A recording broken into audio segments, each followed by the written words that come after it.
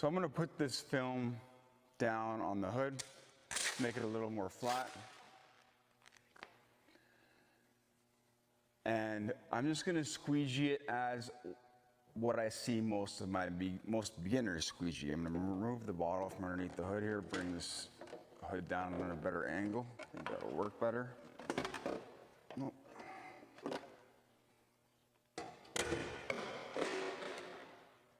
Okay.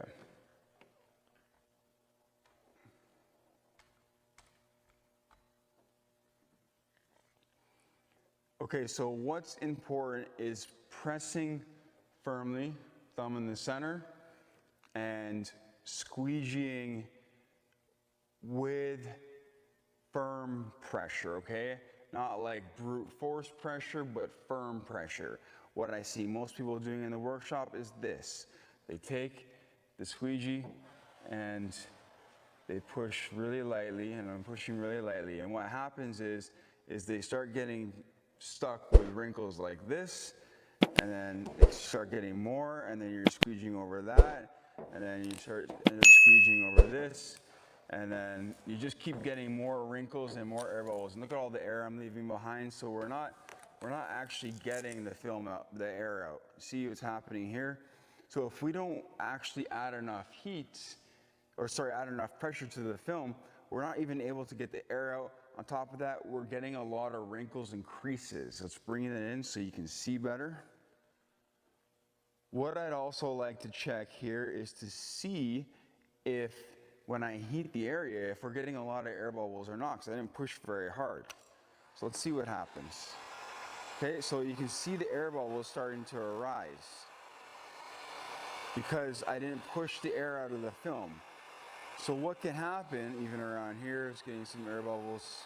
The hot air is showing me this because air has moisture in it, right? You end up getting into a lot of trouble when it comes to doing this, because then you start getting small air bubbles trapped in all over the middle of the hood or the middle of the panel, and it becomes a pain in the butt. On top of that, we got a lot of wrinkles here. Okay, there. These are not good. These creases don't always necessarily heat up. These are very hard creases. They're very sharp creases.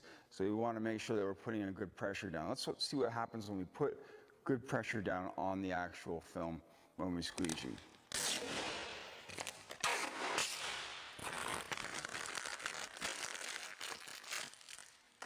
Use the exact same spot.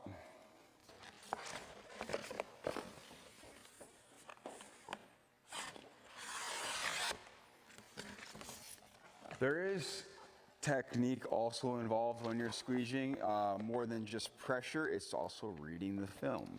That comes with a bit of experience, but I can also teach that. All right, so let's see what happens. Let's put this down and see what happens when we actually apply decent pressure to the film, okay? That can't be squeegeed, so let's lift it up a little bit.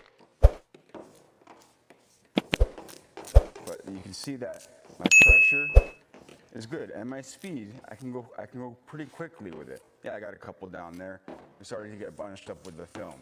But we can go pretty quickly when we have good pressure with the squeegee. I got the whole piece down other than that tiny little bit right there. No big deal.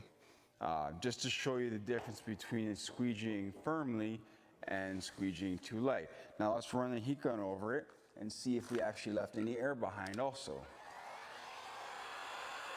Well, that's the edge, so then squeegee the edge there. We'll check more in the middle.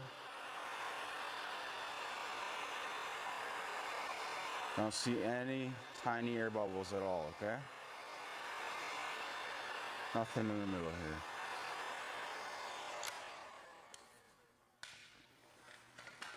Now you don't want to go too quickly when you squeegee or use the corner, because look what happens. That is not going away. That is basically a friction mark in a matte film.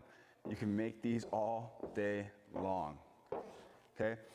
Even though my squeegee corner is covered, you know, I still have buffer there. It's not rubbering like that. You can still make marks in it.